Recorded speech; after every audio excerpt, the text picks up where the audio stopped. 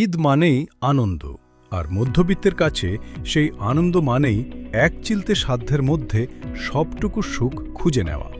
তবে বর্তমানের এই উচ্চ মূল্যস্ফীতির সময়ে কেনাকাটার উৎসব অনেক সময় আমাদের মাসিক বাজেটে বড় এক ধাক্কা দিয়ে যায়।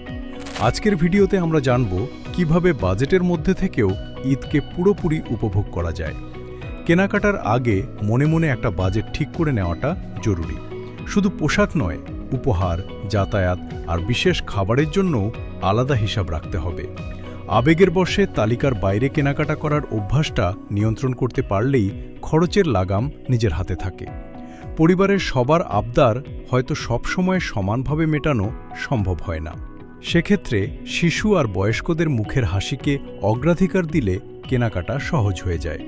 ক্রেডিট কার্ডের উৎসবী অফারের প্রলোভনে অপ্রয়োজনীয় কেনাকাটা এড়িয়ে চলুন, কারণ এটি শেষ পর্যন্ত ঋণের বোঝাই বাড়ায়। কার্ড ব্যবহারের সতর্কতা আর দোকানে একটু দরদাম, এই ছোট অভ্যাসেই মাস শেষে বড় সাশ্রয় গড়ে দিতে পারে। সবশেষে মনে রাখতে হবে, ঈদ শেষ হলেও মাস কিন্তু ফুরিয়ে যায় না। তাই উৎসবের সবটুকু ররঙ্গায় মাখার পাশাপাশি কিছু টাকা সঞ্চয়ে রাখা ভালো।